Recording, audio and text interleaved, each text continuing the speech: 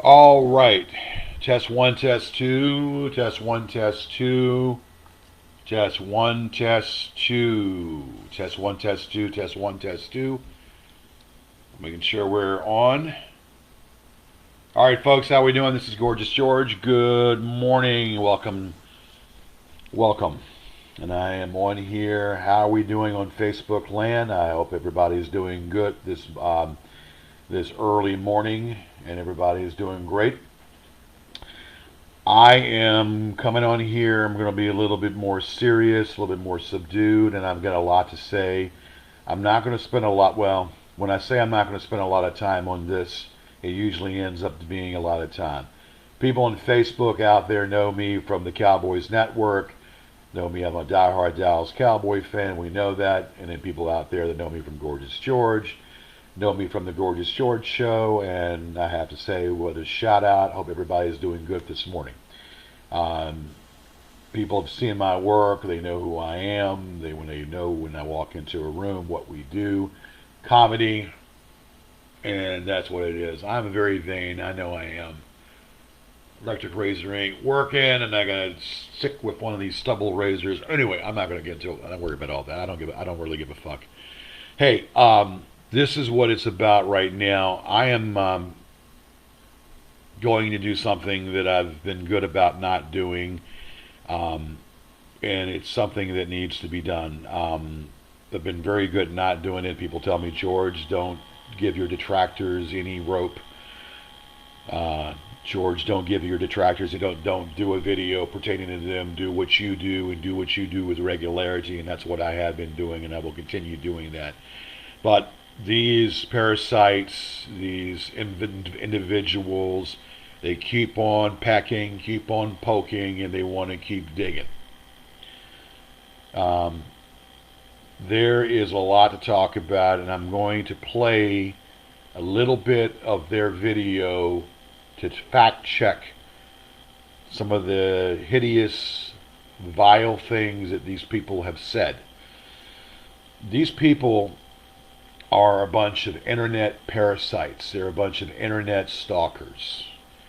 Every aspect of my life has been, for the past few years, has been delved into because of a lawsuit that I made against two of these individuals, to these imbeciles that have took my work on the internet and stole my work, copyright and defamation.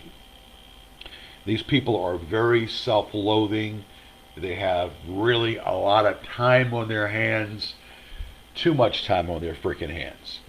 And it's gotten to be, to a certain degree, over and beyond, over and beyond to deal with. And I'm going to try to be as brief and get to it, to the nitty gritty, and not spend a lot of time with it because it's a waste of brain cells to even talk about it.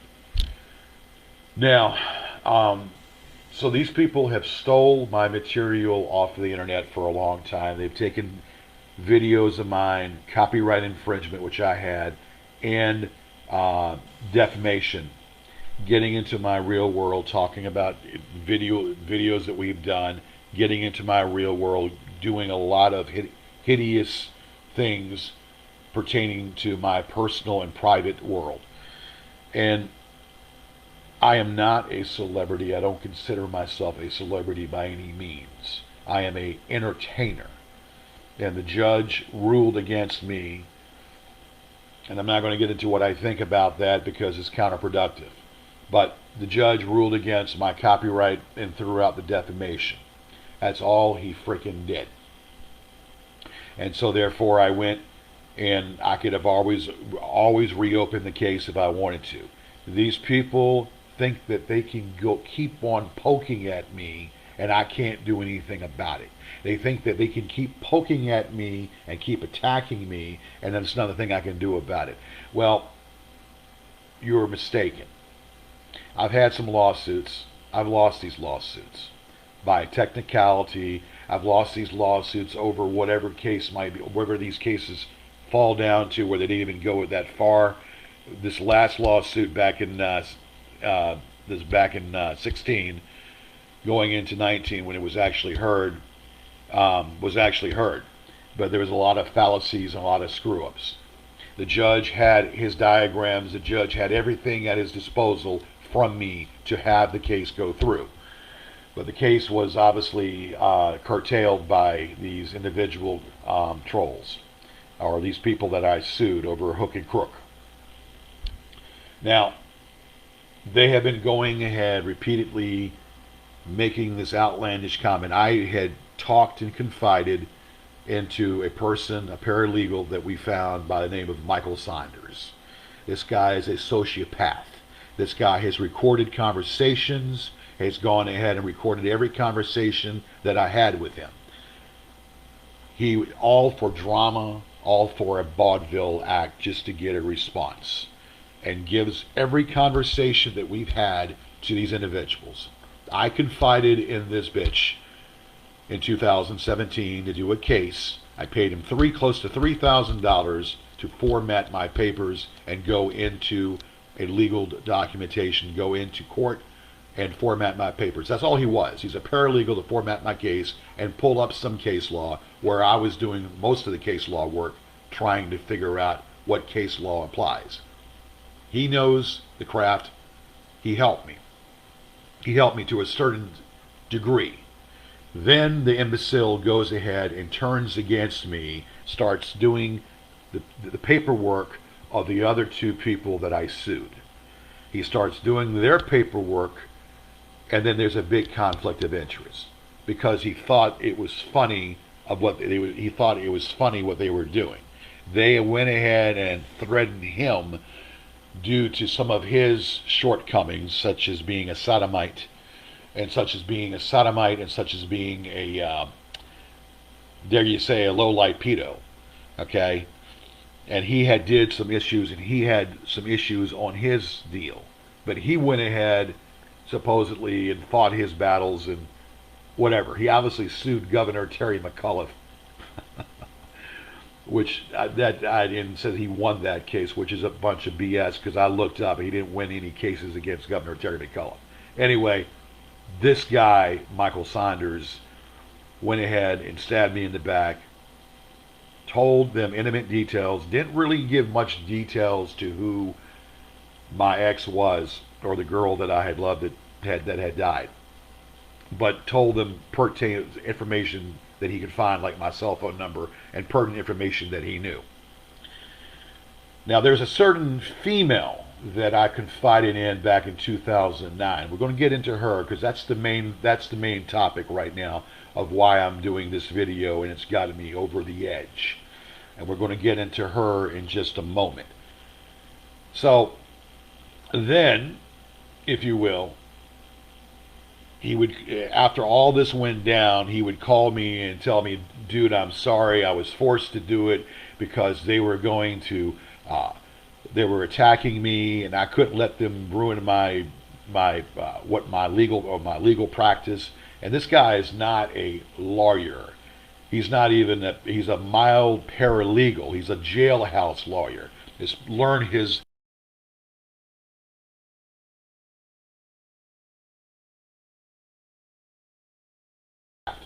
if you will.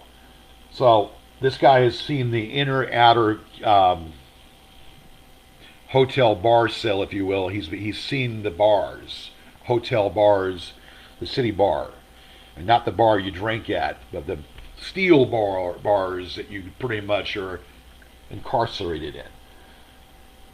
So he's had drug issues. He's had duster huffer. He would smoke duster huffer, computer duster, in front of me, and kind of curtail the work that he was supposed to do. He kind of just stopped doing the work he was supposed to do, and then he was thinking it was a joke, and then he thought it was pretty funny what they were doing, and probably it was funny that, you know, that they were attacking me, all because his reasoning was because he was afraid of being attacked himself, so he figured he could pile on.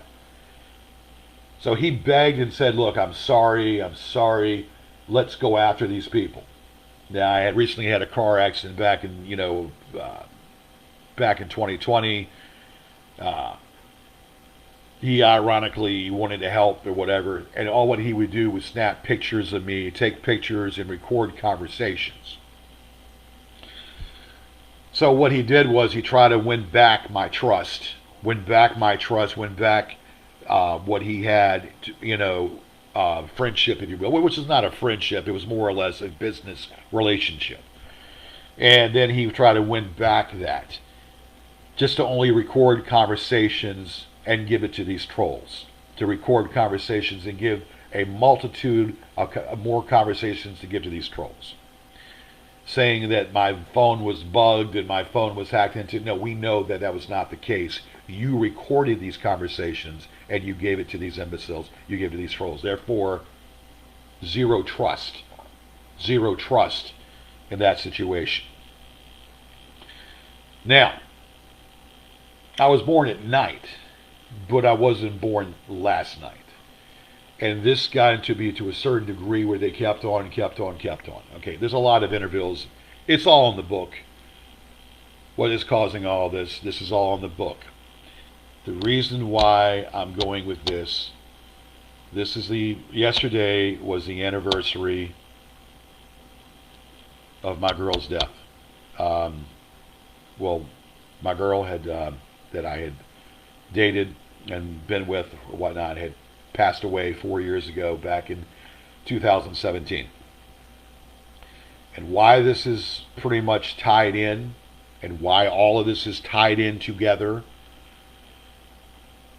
is because these imbeciles found out pertinent information about her.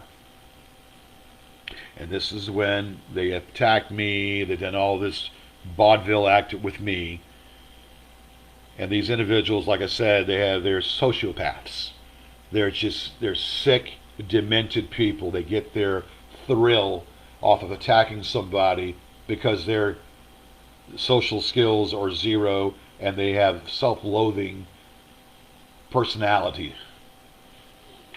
So, again, he went ahead, recorded conversations, gave it to these trolls. Recorded conversations.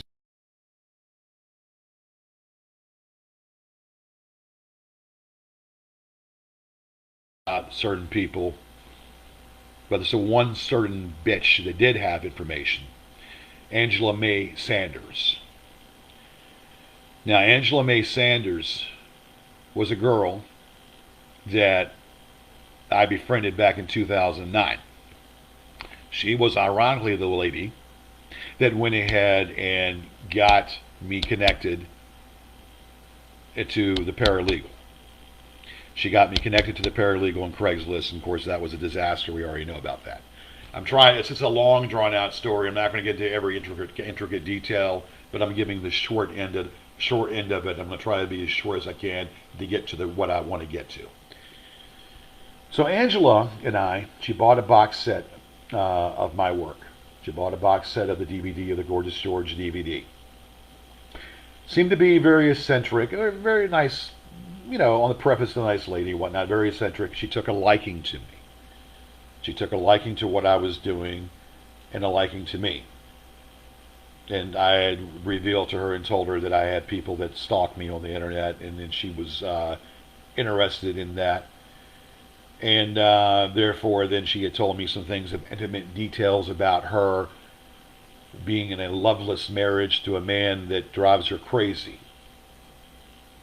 And basically that he couldn't perform or have sex and couldn't get it up.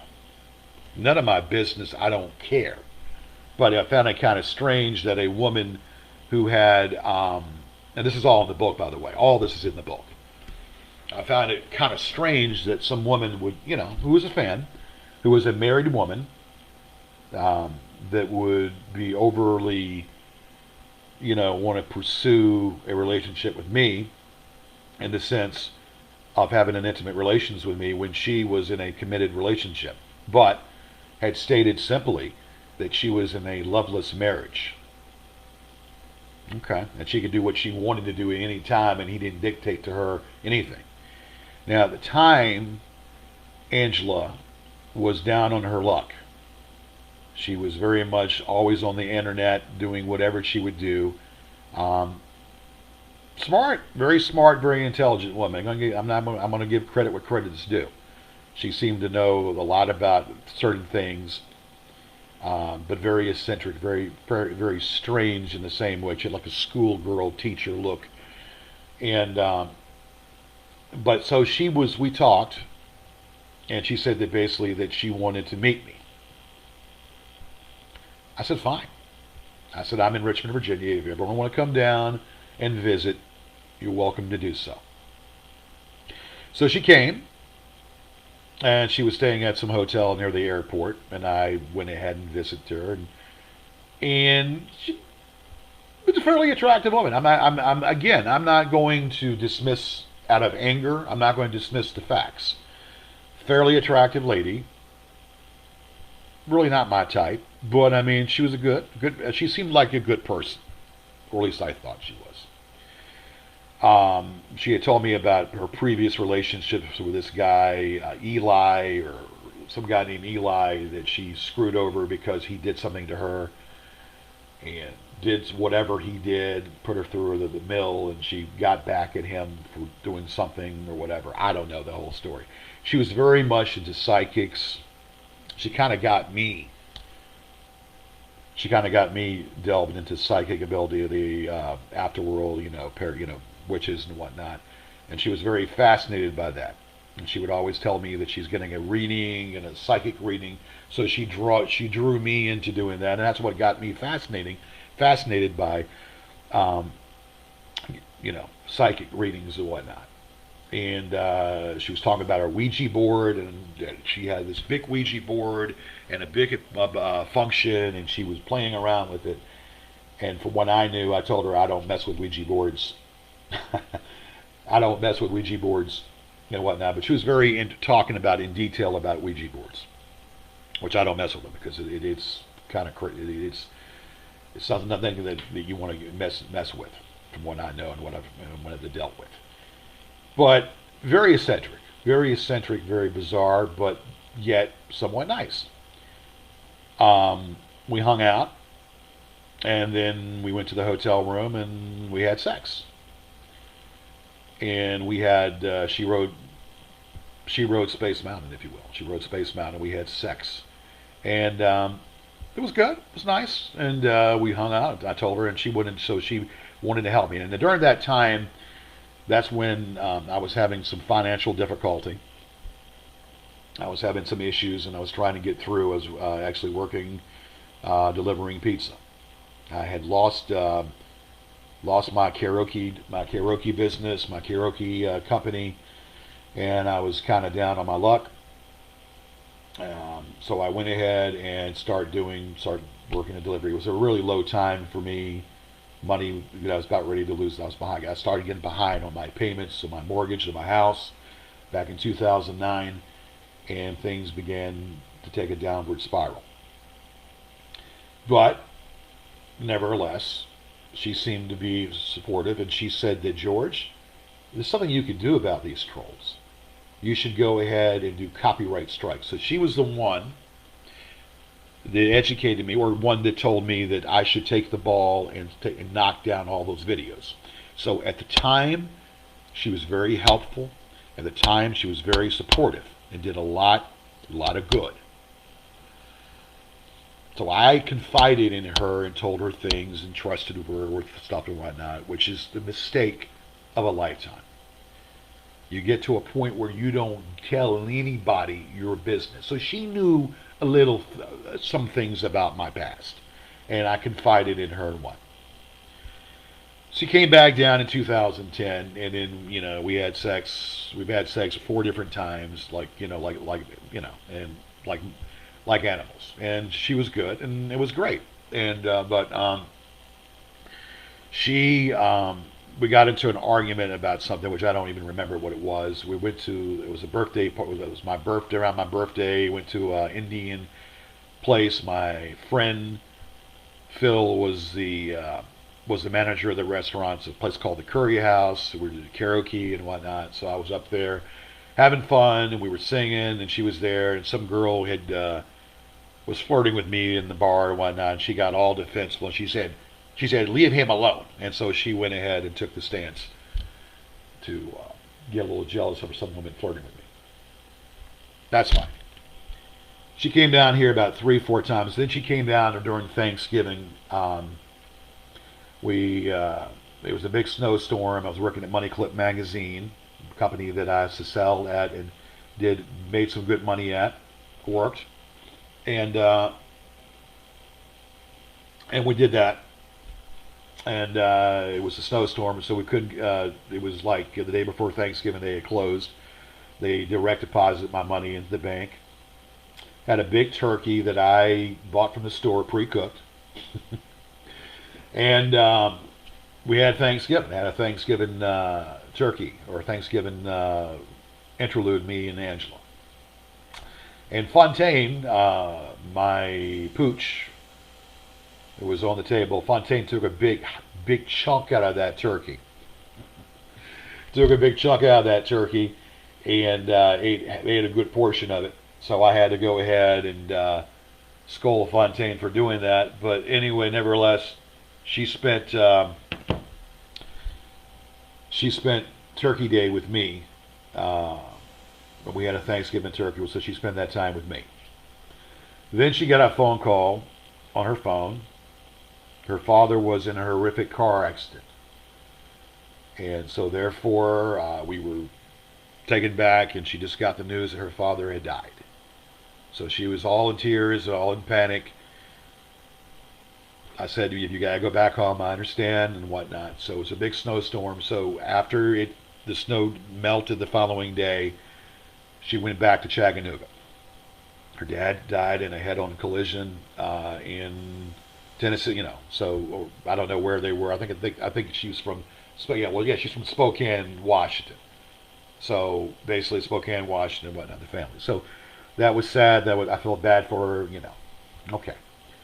Then throughout all of that, So then the rest of the conversation throughout the time, she never came back. Well, she came back one more time, and that was it, like 2010. So through that time, through 2010 to 2018, that's a course of 9 years, 9 years since I knew her. All of our dialogue, all of the questions and conversations were on the phone, all on the phone. She didn't, never made an attempt to come back, and that's fine. The purpose of doing this, though, that we had talked about, she wanted a child, I wanted a child. So we decided to go ahead and do these meetings to get her pregnant. And she said that she was attracted, she said many times that she was attracted to me, and she wanted to have a child. I wanted a child also too. So we went ahead and we had sex a few times. Never happened. She never got pregnant out of that. But then she stopped coming. But yet she still wanted to know what was going on in my world. She was still interested and slightly obsessed with me. So when I would go ahead and date other people through that time and told her about it, she would blow up at me. They must be a whore, or it must be some barista that she met at Starbucks, or some kind of whore that I said. And then she would go off on that angle with me, thinking that, just to throw that in my face because we had talked about certain situations or previous things about Sue. When I told her about Sue, and she knew that, so she summarized that the fact that since I had a relationship with a woman in Las Vegas who was a dancer, that in her mind, that any other relationship I had with another woman, well, they had to be either a whore or a prostitute or whatever else they could think of, or a barista or whatever you want to. I don't know. So then things became a little bit at angst, and I told her, I said, look, I said, you had an opportunity to come back down here, and you haven't been down here since 2010. I'm going to date other people. I'm going to have a life. I appreciate everything the kind things and the support that you have, but I'm going to live my life. You've had opportunity to come down here. We could have progressed. But the key thing is you have to understand is you're a married woman. There's a problem with that. You are a married woman. But, I mean, it's you. You're doing the adultery. I'm not. But the arrangement just the same was there. Then obviously she still wanted to do the arrangement, but she would never come down. So, I mean, how we're going to do an immaculate reception, immaculate conception? So, but anytime I had mentioned any other female friend that I was encountered with, she would blow up at me. I'm jealous of that. All right, let's go fast track this because I don't want to take too much more time. So she helped me with these trolls. She helped me. She was the silent person that was working with me, helping me deal with these trolls, and we knocked down all these videos. I was knocking down these videos and knocking them down left and right. And when Fontaine died, my dog died. She helped me. She helped me with Fontaine to try to go ahead and get him, try to get medicine for him at the time, and she helped me with my dog. So that was the burial and all that. So that was also a kind gesture on her part. So she did some kind things, and she was genuinely a good person. But she began to flip the script a little bit, get very moody, and very, very indifferent. She talked about her sister Sheila. She had a sister named Sheila and a brother named Mike. And she was estranged from them because she didn't like what they were doing anyway. And then she also had a sister, and I want to say the sister's name was Lisa. And I could be wrong about this. Yeah, Lisa. And she was somewhat of a drug addict herself and somewhat of a prostitute herself. And Angela would talk about her sister doing acts against Eli or Earl or Eli, whatever her sister, her live-in or her significant other was. And she did at times would get in arguments with Lisa over stuff that and I might be wrong with hers and her name, but I know about Sheila. Sheila and Mike. And then those two people right there. So they had brought all that. So she had an issue with Lisa because she was prostituting and she was whoring around. And they would get it. She would tell me detail about that. She can't talk to her because she's taking advantage of Eli and all that. Well, I didn't really care about all that. And just very eccentric. So anyway, she inherited a boatload of money after her father's death. And she inherited about a tune of over $100,000. So she inherited a good chunk of money. And then we were talking about ways of trying to get into a business and trying to get an established business to do something.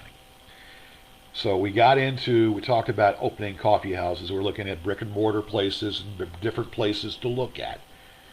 So there was a coffee house that we looked into. And the guy had talked to me before Angela was any part of it or any part of the situation.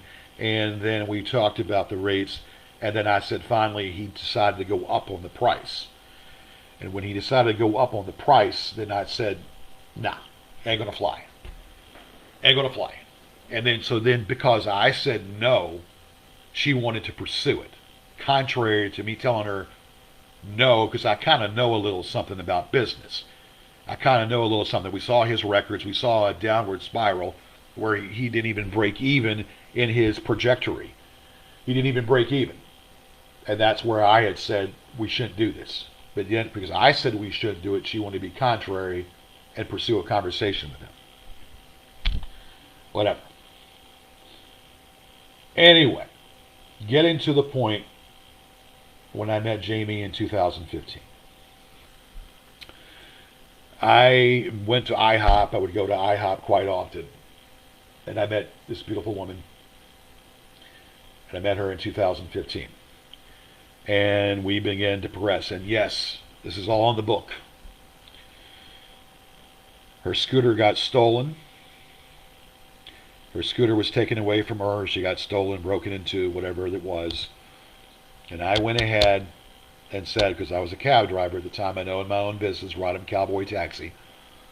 And I told her that she didn't have to worry about anything, that I would make sure that she got to work. So for 8 solid months, back in 2015, I made sure that Jamie had a ride to work every day. And through that time, she was dating, where she was living with an illegal alien, and there was another older man that was in the picture, who was, I don't know the whole detail about that. He was helping her out too. Jamie, for the most part, in a period of time, was homeless. Jamie was homeless for a certain time, and then she had moved in with the Mexican guy, bunch of Mexican, and they're an illegal alien that was not even illegal to work in the U.S. And they did hard manual labor and whatnot. I don't know much about them. Anyway, so through that time, through the time that everything had happened, she simply, her and I became close. When I first met Jamie, I fell in love with her. And when I first met Jamie, I fell in love with her, and I knew that that I wanted to know her, get to know her, and I did. And I didn't want Angela to know about her, because if I knew that if Angela knew about her, she would cause problems and stir the pot. Again, all this is in the book. All of this is in the book. I don't want to talk about it, give too much of all this detail away or whatnot. But so, fast forwarding all this, finally, I came clean and I told Angela about Jamie. And she blew up. In her eyes, she had to be, in Angela's eyes, Jamie had to be a whore. In Angela's eyes, she had to be a whore. She had to be downtrodden or whatever, because she didn't think that I could do any better. Jamie was a beautiful woman. Jamie was a gorgeous, beautiful woman that had some bad things that happened to her. And I took her under my wing. And I did the best that I could for her. I knew that she had a drug problem, but I did everything I could to help her. I knew she had a drug problem. I wasn't educated so much on what different things were, Suboxone, but she, Suboxone. And I don't really want to get into all that. It's nobody's business. Let's get to the point. Let's fast forward all this. Angela became friends with Jamie. Or, Angela, keep your friends close, keep your enemies even closer. And that's the situation at hand that Angela decided to manipulate. And then they would talk about me, of course, because I was the major topic. Fine. But Angela still did not like Jamie. She only pretended to like Jamie. And Angela was jealous of Jamie. Now, everybody argues, we had arguments, certain things had happened. I'm not going to get into all that. Well, I have to get into certain things. I have to get into this craptastic video that these trolls played yesterday. Jamie had overdosed in 2017, April 20th, 2017. Jamie has been deceased for 4 years. And these trolls had found out about her through a character by the name of Jeremy Scott, who was a military guy that I confided in, and Michael Saunders, who knew little bits and pieces. But Angela was the one that turned on me. She hated these trolls. She couldn't stand these trolls. And she flipped. She flipped on me because of her jealousy, about jealousy toward this woman. And when she died, she wanted to make things even more worse. She wanted to murk things up. So she distanced herself when I had mentioned. And there was another woman involved that I had mentioned, where I accidentally had mentioned about, and that pushed her over the edge. So she decided then to go ahead and be vindictive. And she decided the people that she couldn't stand these imbeciles. She became friends, and she told these people my business, all she could tell. Catty chatty, running her mouth to these malcontents, running her mouth to these individuals, these scum of the earth individuals. And this is how these people now have been poking me with Jamie. They're using the death of someone that I love more than life. And they took somebody that I love more than life and poke it at me. And I'm going to get emotional right now. And I'm not going to get emotional.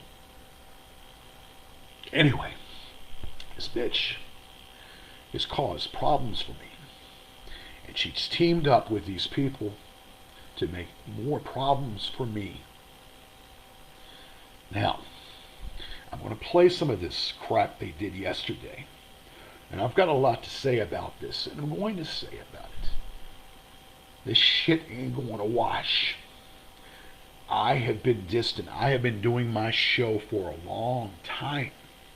For a long time. I've been doing my show for 26 years. I've been entertaining people. And that's what I try to do. I have been attacked by people that are mentally disabled. I'm attacked by self-loathing, malcontents, bottom feeders. Okay? Socially, this self-loathing. Now, I'm going to play a little bit of this, and I'm going to do some fact checking. And I'm going to tell, and I'm going to get some things straight. And I'm not going to do any more. You bitches, I got to stop, because I don't want my Facebook fans to know. I mean, a lot of my Facebook followers know a little bit about this. But that's okay. I'm going to play some of this crap and let you all know exactly how real this is. Because a lot of you people think this is all made up. A lot of you people think it's made up. It's not made up. I'm going to play this. And I want people, and I'm not going to play all of it. I'm going to. This is about them attacking me,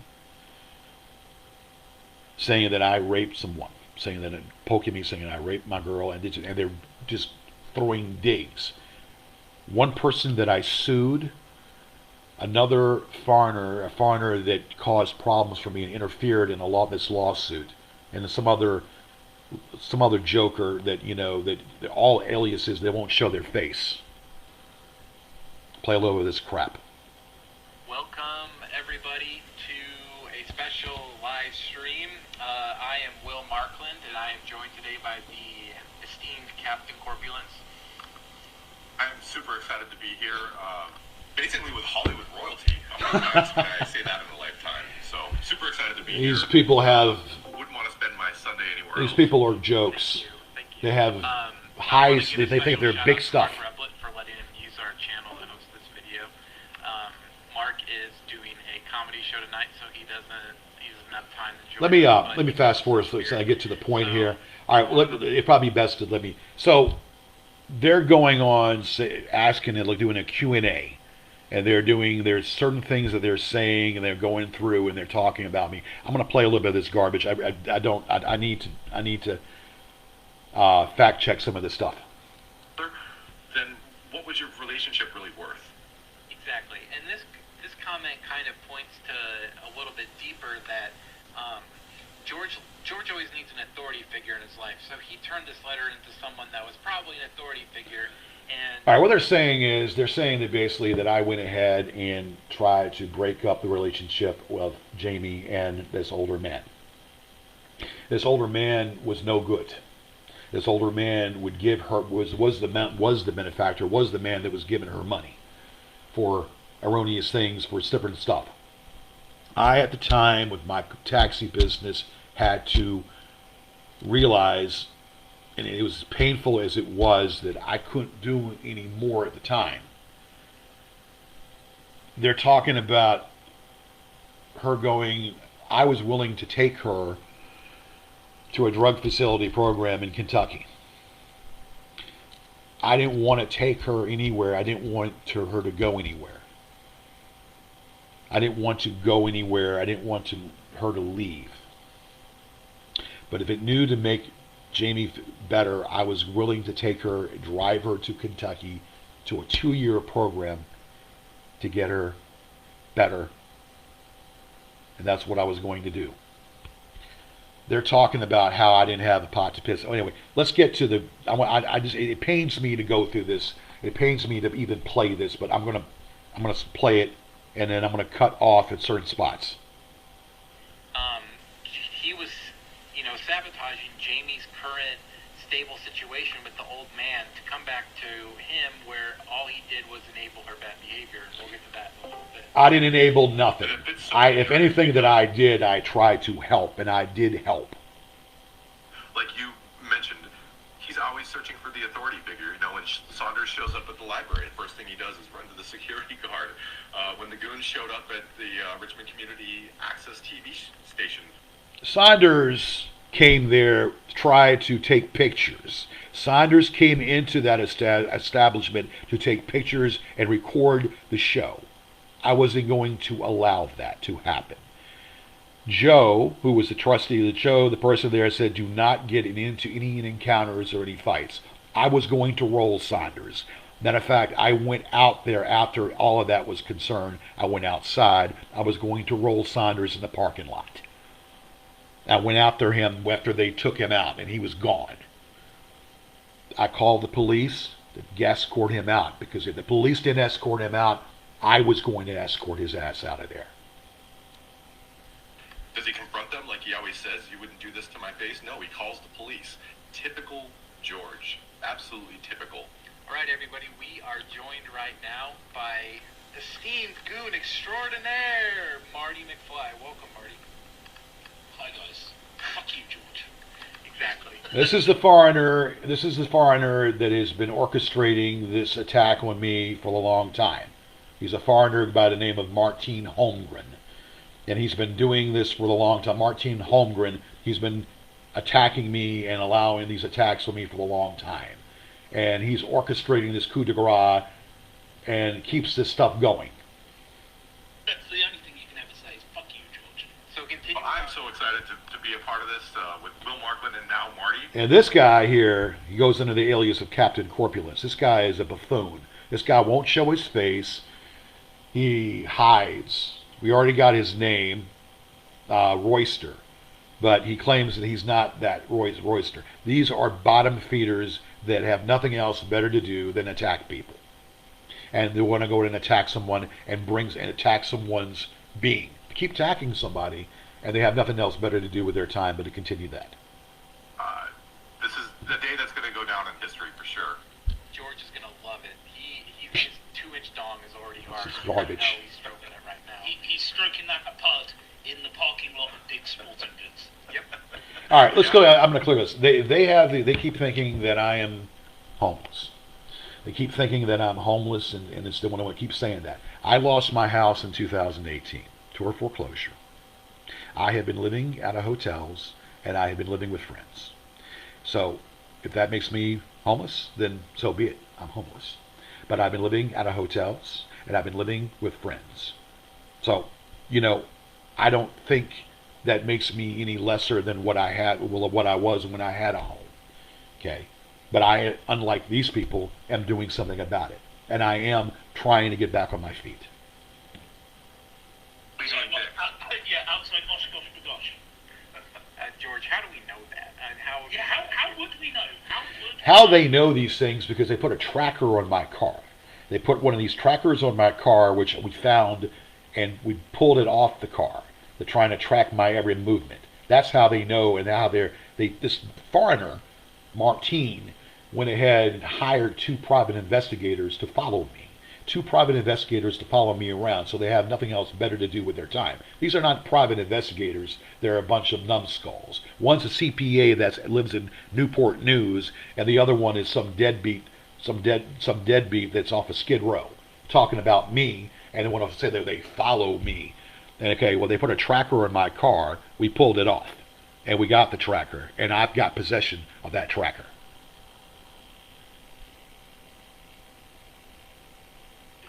In the parking lot outside Dick's Sporting Goods, right by the floodlight in the middle of the parking lot. So, continuing on with our comments, Elder Kong, shout out to Elder Kong, great comments every single video, asked Angela to expand on George and his, dealings with women. I believe that George finds women who are down and out and takes advantage of them. When he met Jamie, she was trying to get her life together and stay sober. She had just gotten a job at IHOP and was buying Suboxone off the street. This Angela didn't know anything about anything. Only thing that Angela knew is what I told her. Okay? I met her in an International House of Pancakes. I was a customer at an International House of Pancakes. I met her. We start dating. Bottom line. She was in a relationship with someone else, but we started dating as well. And it doesn't matter what twisted narrative that you want to spin, that's not the right narrative. The right narrative is we were in a relationship. That's the correct narrative. Out of script. George usually offers a woman something she needs or wants so he can insert himself into their life. Someone had stolen her scooter, so George started giving her rides to work. He also started to buy her alcohol, wild Irish rose wine. I bought her what she wanted at the time. I bought her that she liked the alcohol. I told her that she needed to cut back on it.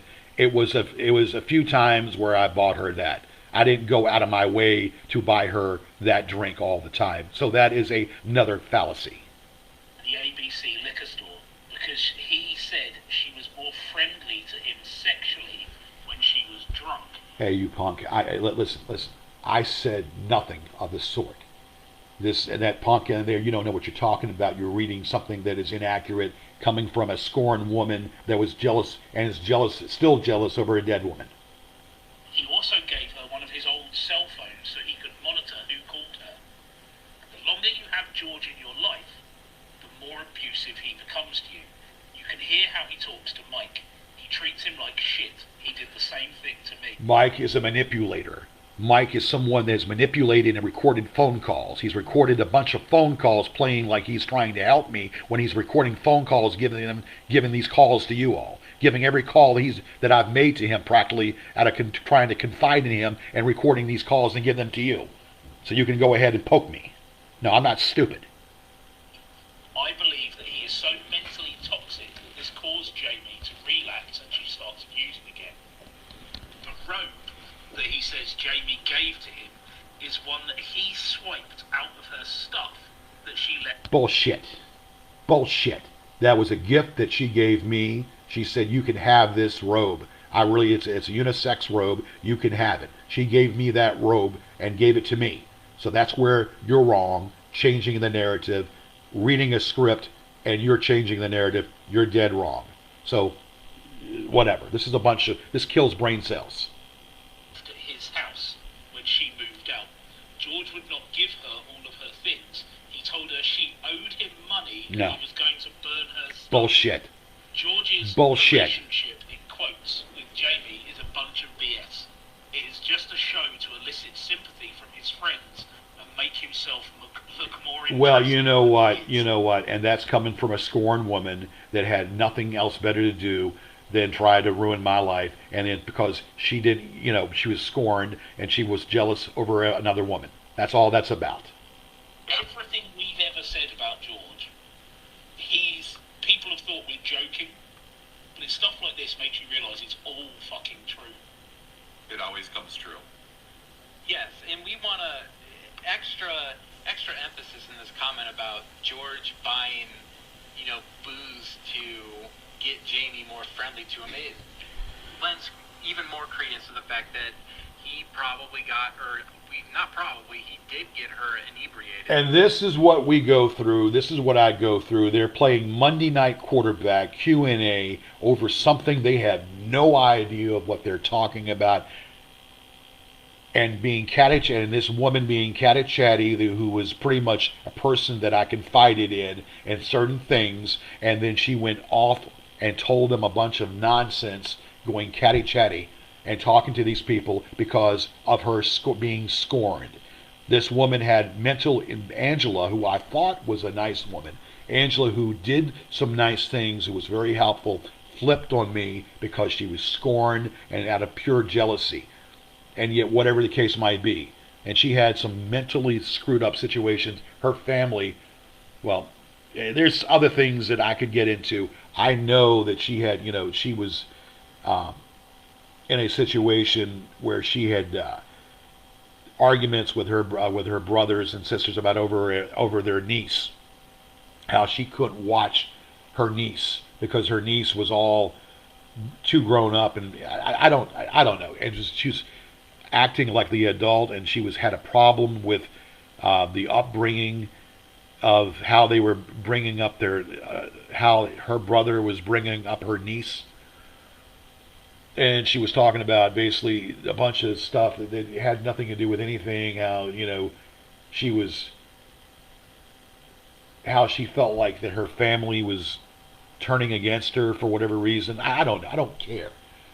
But obviously there is some, later to find out there was some mental disorder there, and I don't want to know about it. Because after her going around talking and telling my business, there is a problem. And there's a lot of things that she said that are a bunch of lies, a bunch of distorted lies. And forced himself on her when she was either unable to consent, or maybe she said no, but couldn't fight back because she was so inebriated. You have no proof of that. No Which proof is- of that which is exactly whatsoever. what she told her colleagues at IHOP. She said she couldn't consent, he did it. And this now fits in. Then never, that is a fallacy. That is a fallacy. When you think you've reached the bottom of the barrel with him, it just gets deeper. Like there's a whole other level to it. I think it's interesting also, this is something George will deny, but there's so many things that Angela says in here that are corroborated by past instances with George, especially the treating people like shit thing. We've seen that with so many other people, Saunders, Sarah Metz, now Angela. Sarah Metz is an old leathery hag. Sarah Metz is someone that came into the scene, and it was brought into the scene that we met. We give her 15 minutes of fame, and then we try to befriend her and all that, and she went ahead and started making up comments, whatever, because she said some lewd and rude comments to me because of Ryan. We had a gathering at a pristine restaurant. Ryan said some discoloring things to her, which were off, and I apologize. And then she took that grudge against me. Then she went ahead and then made some comments about me being arrogant and whatever. When she herself, was a leathery hag, nothing special about it. And then she made a comment saying that I was grotesque and fat and grotesque when she was torn up from the floor up. And then she became friends with Kevin, and then she tried to break up, be a wedge in between me and Kevin, saying some stuff like basically some stuff that was said, and Kevin came on live in 2010 and denounced her, and then she defriended Kevin. Yeah, she was a bitter old woman. There was a guy named K-Love that abandoned George. He used to be on the Gorgeous George show. K-Love is moved on. Okay, so yeah, K-Love was on the show. He moved on. So what's your point? So it's just an endless string of people that he's left kind of in his wake.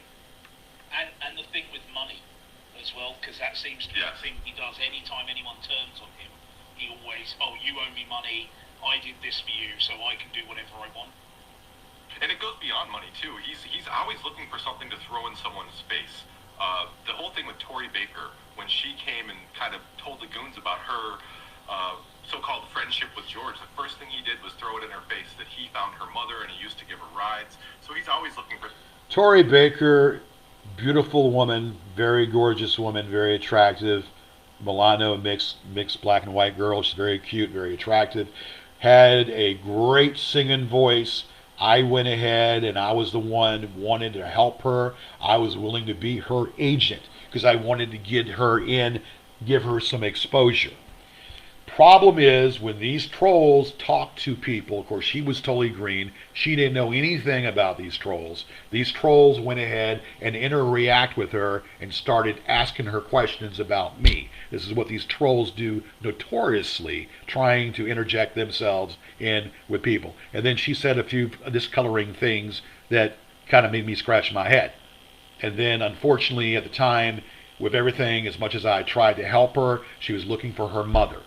I reunited her and her mother in Philadelphia. I did that. I was the one that did that. I tried to help her. Then she says some discoloring things. Of course I'm going to distance myself then from her after that. When someone has done something for you, when someone has helped you, and then you're going to say some discoloring things about them? No. Of course I'm going to be defensive, and I'm going to push her away. Damn right. Because that right there was distasteful. Still a nice woman, still a good woman, but someone that I don't need in my life that's going to do that. You talk to the trolls, then I have nothing to do with you. Things and keeping a mental list, probably a physical list as well, of the things that he's done for someone so that he can use that against them. Yeah, I mean, that physical list is probably what's in the binder on the dash.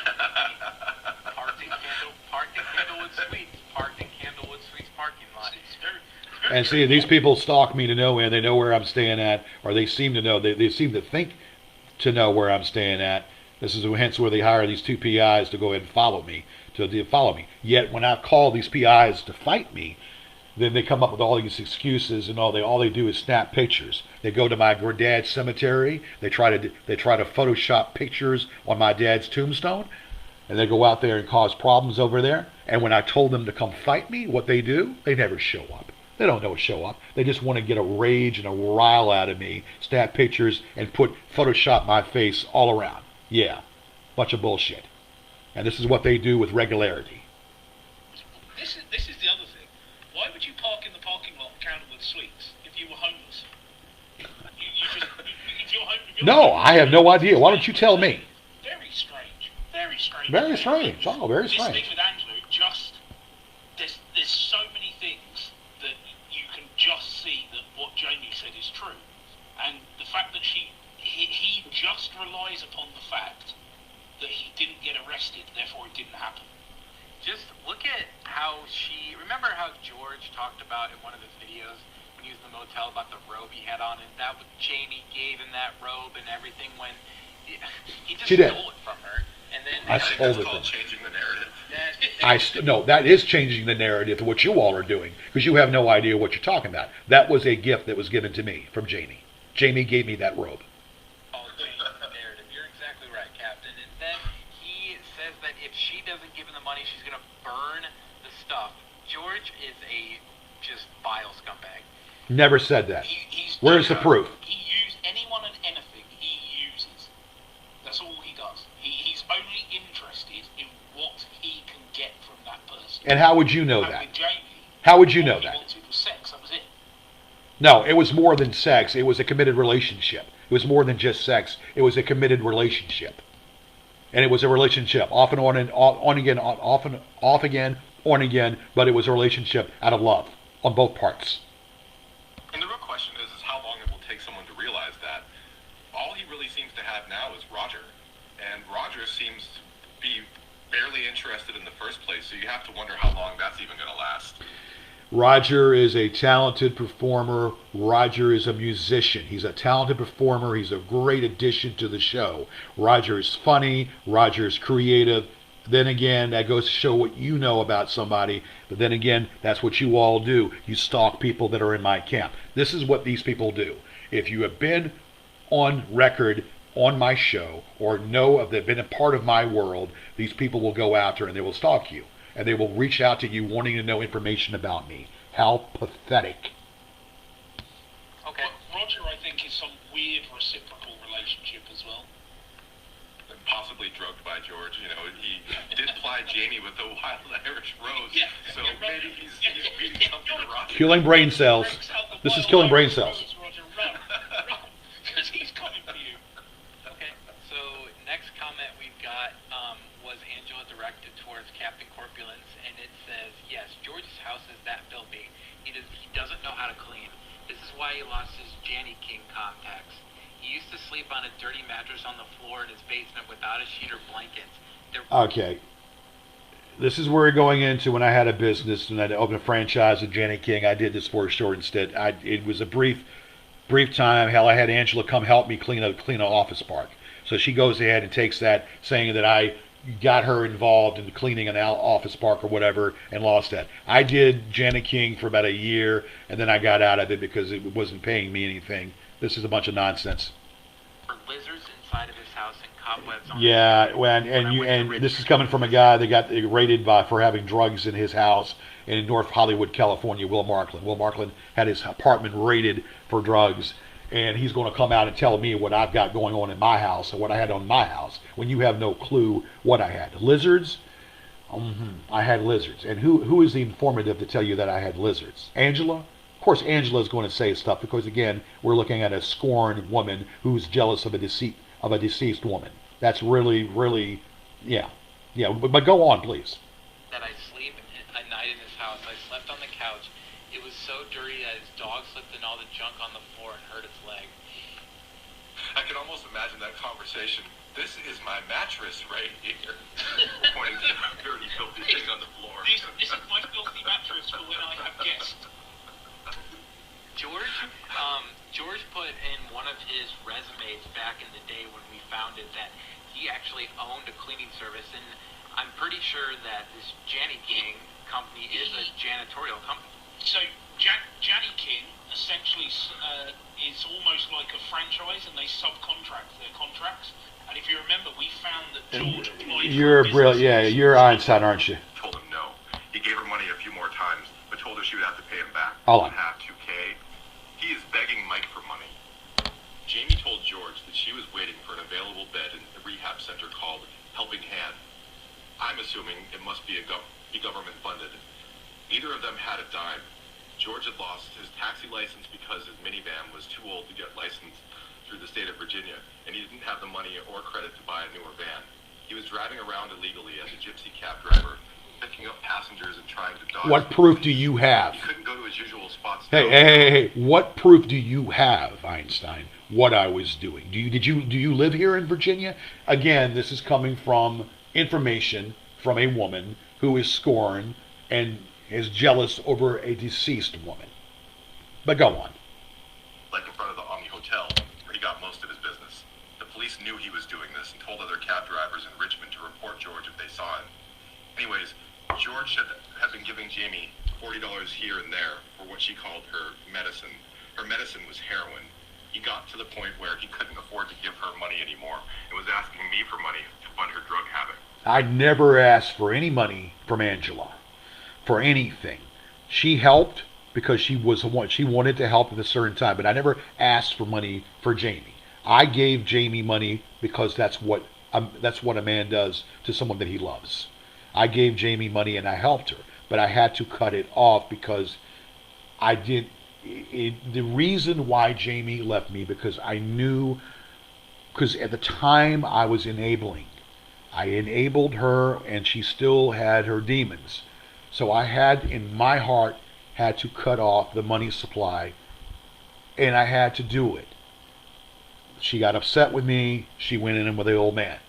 It didn't change it didn't change the perplexion of the feelings that were there.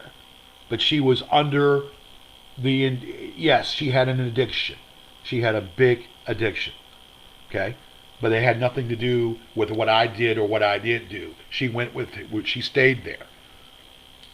But that has nothing to do with anything. Told him no. He gave her money a few more times, but told her she would have to pay him back. Never said that. Never said that. She started staying at Gary's after that. I think Gary was giving her money. And George, he was trying to take her to the Helping Hand Center for Drugs, but he had his own helping hand and helped her right into his bed. Yeah, because we were in a committed relationship, you piece of shit. We were in a relationship. We lived together. She lived in my house. We were in a relationship. We lived together. We had consensual sex. Consensual sex. I wouldn't call it a bed, Captain. I'd call it an actual a lizard. That's right. To push the lizards away before we put her on it. Yeah. Listen, I'm gonna fuck you, but mind that lizard. Look at the thing about George driving a gypsy cab. So he couldn't go to certain locations because he was driving an illegal cab and the cops would stop him. So I wonder if part of this fits in with, because this was obviously just before he started driving for Uber. I never drove a gypsy cab. My car was licensed. It was licensed throughout the time. The engine blew up in the car. Then I had to cease. This is when Uber came in play. My taxi was legitimate until it had another year to go.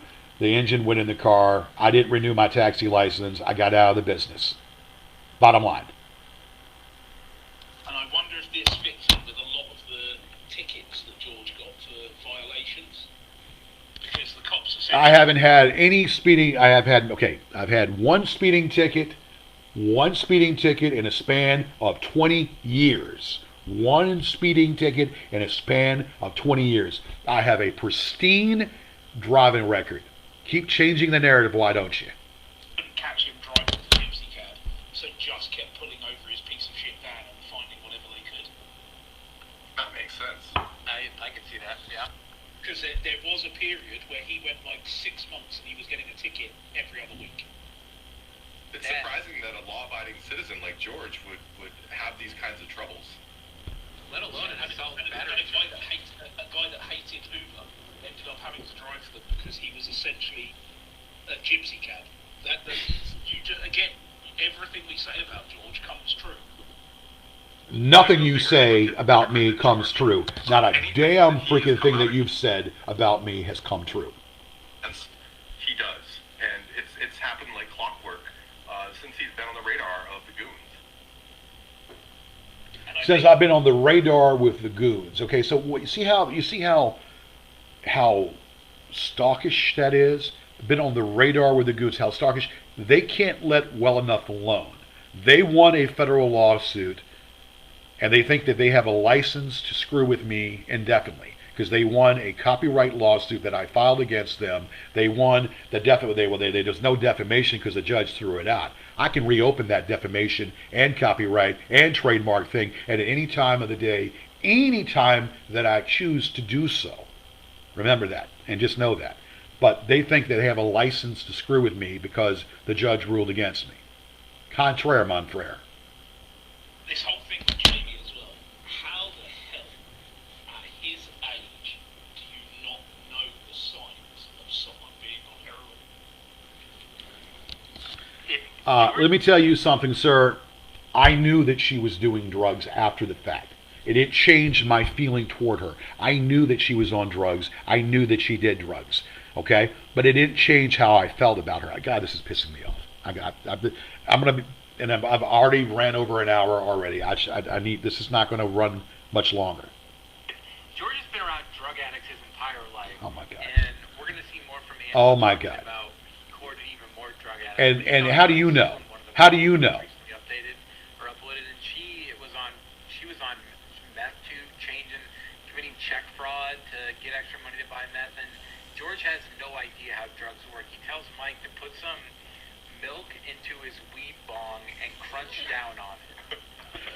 Michael Saunders is not only is he a sodomite, he's also a drug, he's also someone that has done drugs, okay? He says he hasn't done heroin, but when he came to me, he was almost worried that he was going to have problems and go to jail at Riverside. He did heroin and he did coke, Okay, he was a coke fiend and he did Duster Huffer. Okay, so what? So that's a fact. Shit. I also wonder if he just chooses to ignore anything with women because he is just so obsessed with trying to have sex with them. So he will just ignore anything, like he ignored the fact that Kristen is a fucking lunatic. He ignored that because he was desperate to have sex with her. I think Kristen was a person that came on the show, and she was helpful to me. Kristen never any sexual attraction toward Kristen. Never any sexual attraction toward Kristen.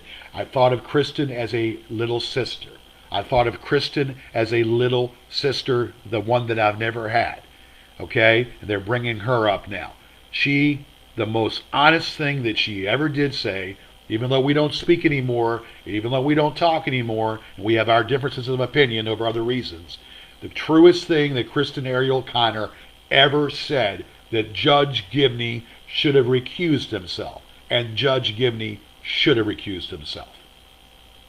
that, and I also think George has big time mommy separation issues since his mom left him early on. Best decision she ever made. And so every I got time mommy issues now. someone- You know that I got mommy issues. What do they say? They're just being nice. What a brilliant George takes bunch of that cockamania crap. him, and they're gonna date and they can have sex, and he just it's insane. Well, look at his relationship with Kristen too. He came out and said that he wasn't interested in her sexually. So my guess is that she made it very clear early on that he wasn't getting anywhere near that. And Just because a man and a woman are in relations doesn't mean it's going to always be a sexual relation. So just because a man and a woman are friends doesn't mean there has to be a sexual relations there. See, this is how these people think. They're one-minded, one-sided, one-track. Okay? They think because I took a liking to this woman that I wanted to have sex with her. Because I took a liking. You see how undeveloped their brain is? You see how undeveloped their mindset is? They are totally just, these are the bottom feeders that I talk about. These are the bottom feeders that do the cyber stalking and have nothing else better to do with their time. he doesn't know how lucky that makes him. But in the absence of a sexual relationship, I think maybe he does try and have some sort of familial relationship with them instead, which is why he would say that Kristen was like a little sister to him. She was like a little sister to me. How are you able to finally rid yourself of him? And does he threaten you? Marty, you want to take the next one? I used to not answer his calls for months, and he would get paranoid and start leaving crazy messages on my voicemail accusing me of this or that. Once he accused me of being Sean's mole. If I changed my number, he would email me. He has major issues with women and abandonment that probably stem from his relationship with his mother. Thankfully, Kristen... All right, so now we become a Dr. Joyce Brothers and a Dr. Phil McGraw. Okay, so from one extreme to the other. So I've got mommy issues and I have a fear of an abandonment. Okay, whether I do or don't, I mean, if you have fear of an abandonment, it's none of your business what I have fear of. So we've become down to a psychologist and a psychiatrist at the same time, a Dr. Joyce Brothers and a Dr. Phil McGraw. They can pretty much analyze my behavior pattern, right? This is coming from a jealous, scorned woman that is jealous over a deceased woman. Okay, that's the bottom freaking line, and you're going to hear me keep saying that. Started helping him fight the trolls. He loosened his grip on me. I changed my number and got away. I loosened the grip because I start talking to Kristen, so then she decided that she figured like if I was confiding in Kristen, then she could take off and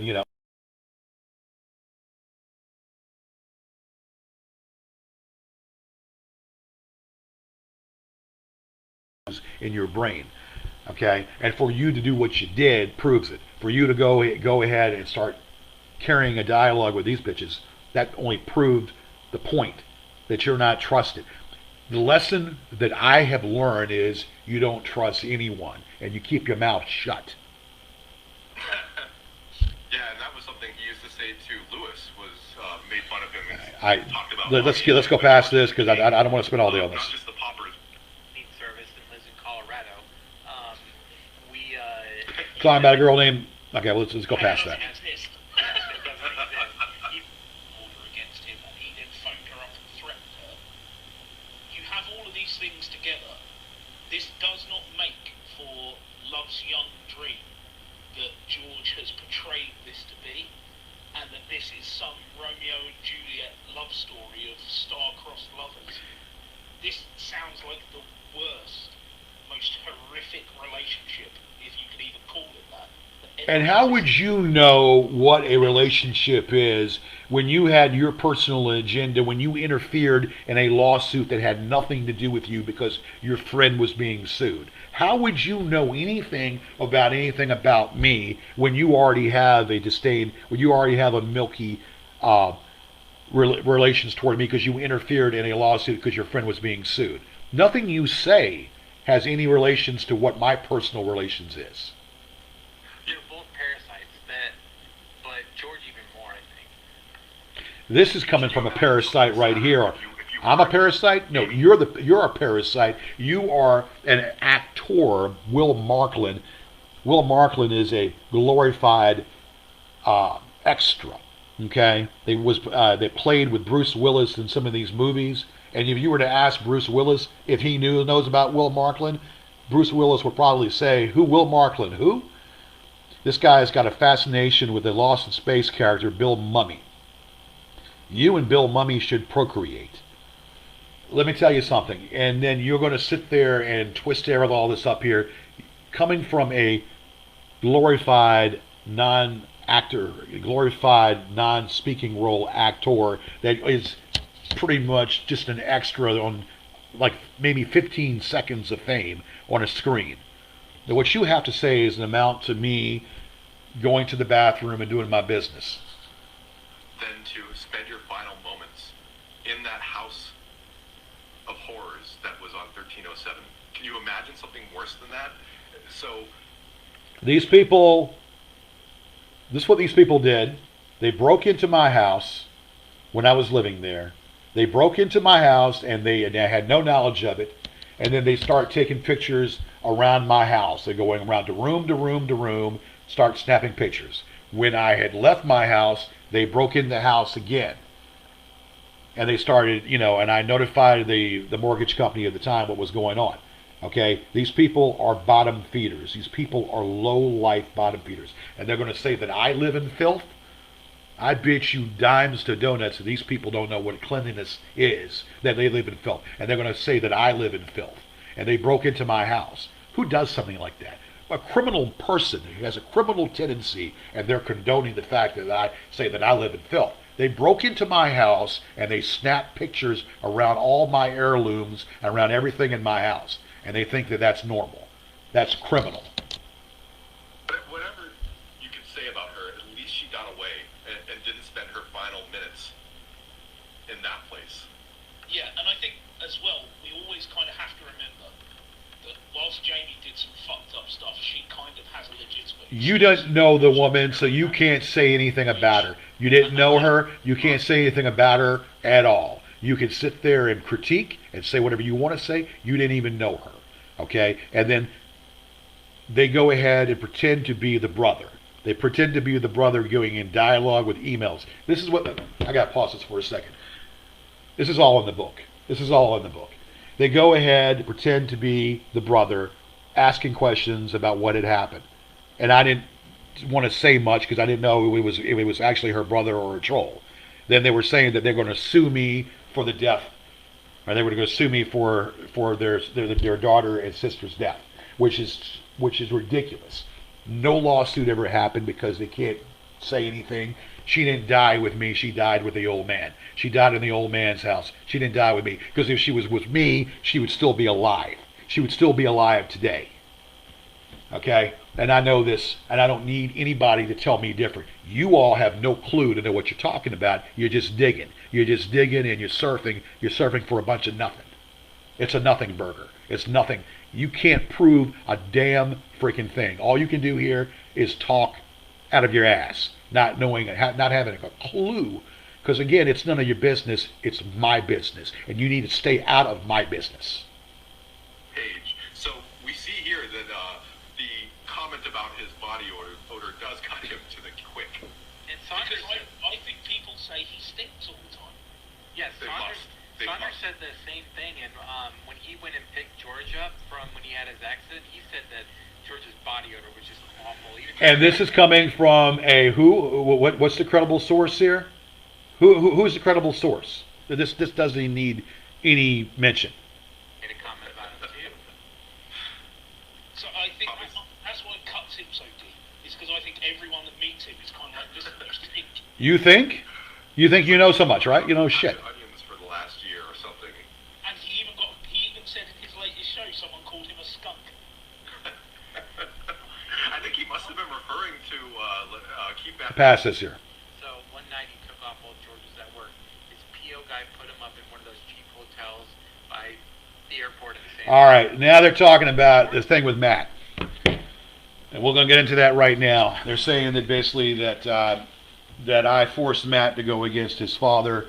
That situation was simply this: his father was paying for Matt's stay at my house.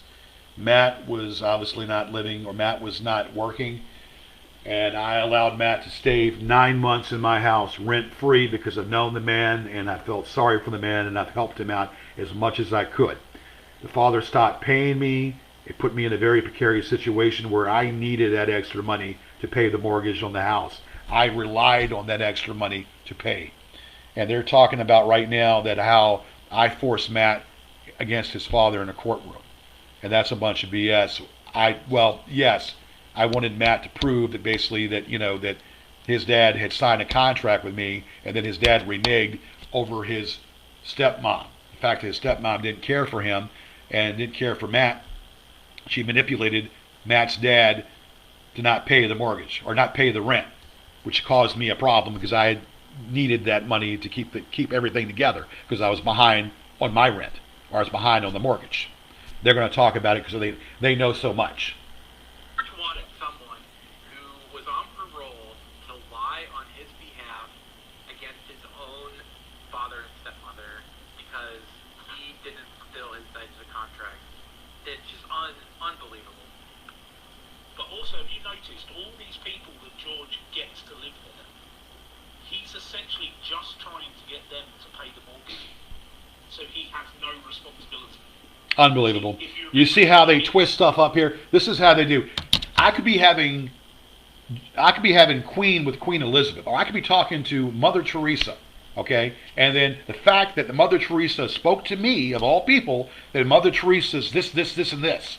The Queen of England just knighted Gorgeous George, and now the Queen of England is a whore. The Queen of England is, oh my God, the Queen of England is a whore. She's no good because of the association. This is what they do.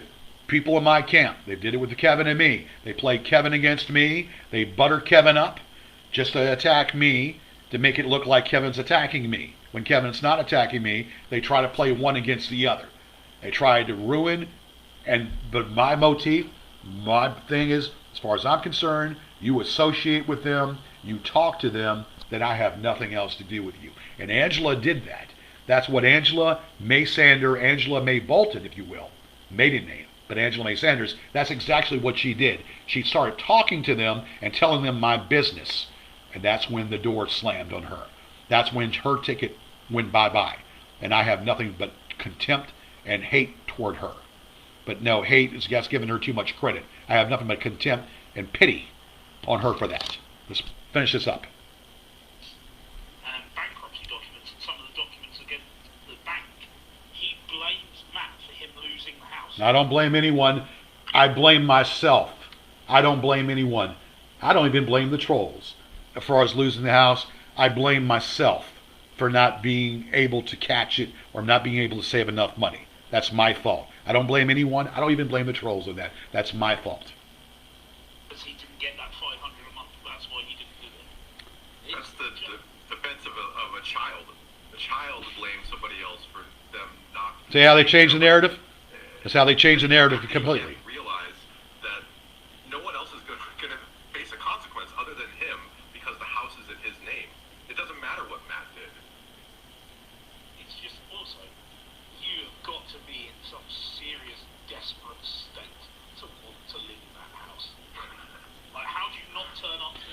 Dude, you know what? Man, look.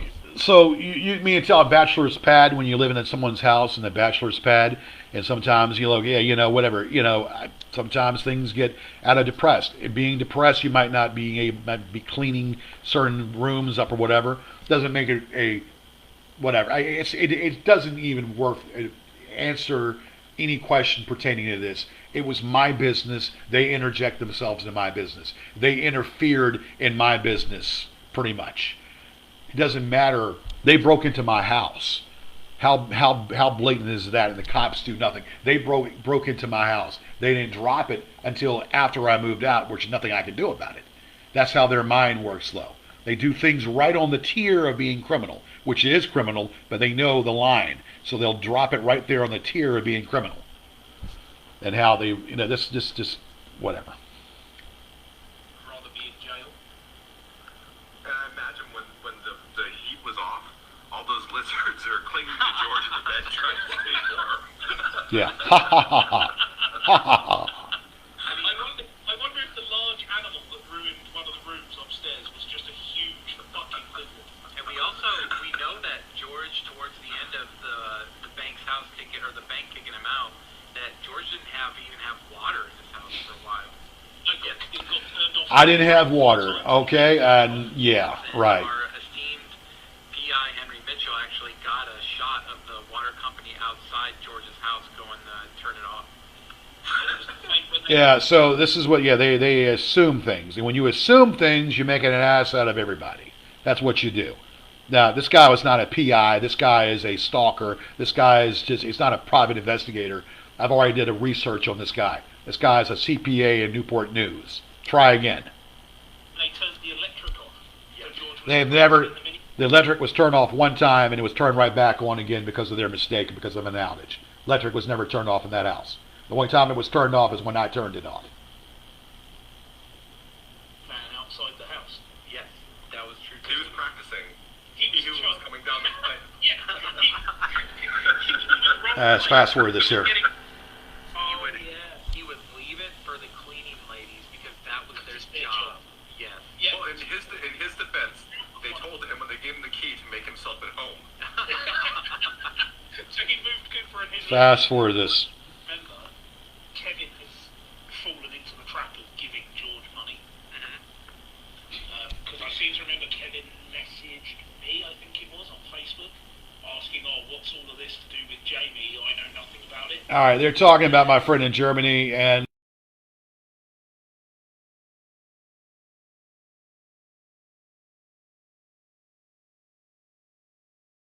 let's move on.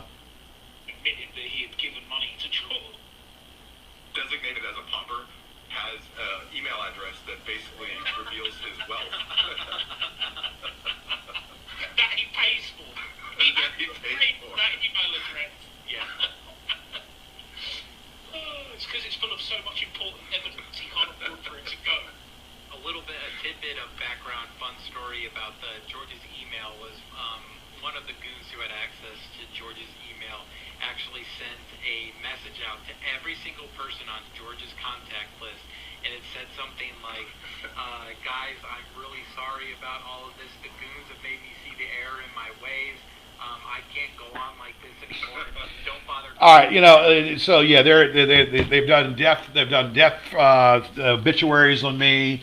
They've created death obituaries on me. They've broken into my account and making people think that I was deceased, making people think I was deceased when I wasn't. So there are a lot of cold, twisted ways of doing things. So anyway, let's get to the point. I'm not gonna play any more of that because I played a big chunk of it and it's already an hour and a half, and I got to end this because I got things I got to do. Let me just say this. I live my life the way that I want to live my life. You all live your life vicariously through me. I've had some downtime. I've had some hard things being thrown at me. But the thing about me is I don't sit here and perpetuate, or I don't sit here and think about you all the way that you all think about me. When you need to get on with your lives and stop thinking about me. Let me live my life. I do the show. Don't like me. Don't bother to watch me.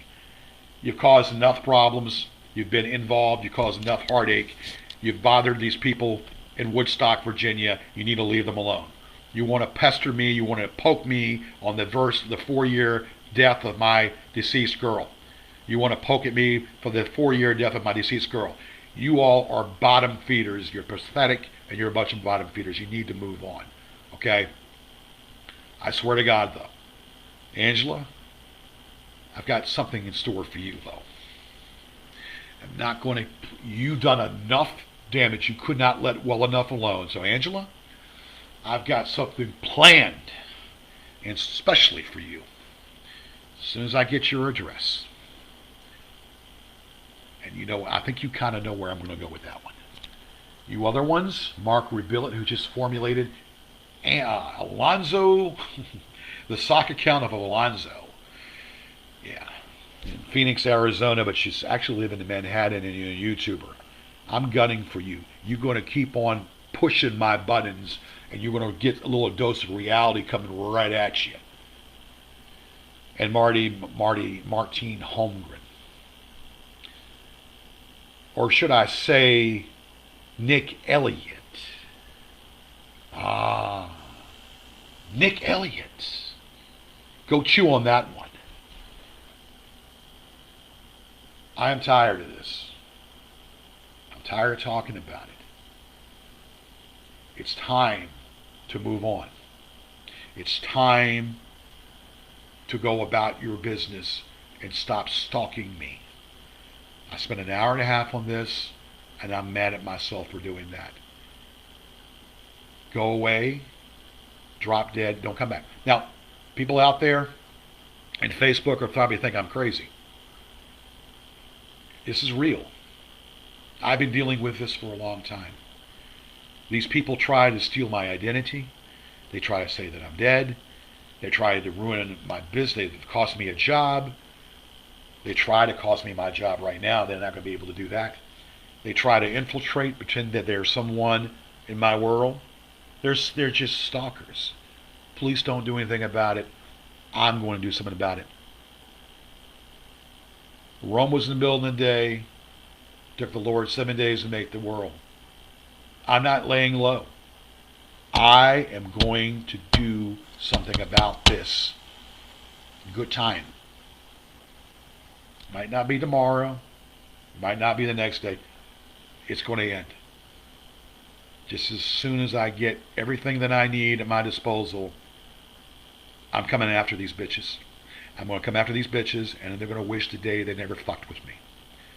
Folks, in Facebook, I'm sorry to bore you. I'm sorry for doing, hey, Facebook, folks in Facebook, what can I say? This is out of control. This is what I go through, folks. Another day in paradise, right? All right, don't worry about it. We're going to go through it, folks. We'll be talking to you soon. And you people on YouTube, you bottom feeders on YouTube, keep poking. You keep poking me, and you're going to wish to hell you never did. It ain't a threat.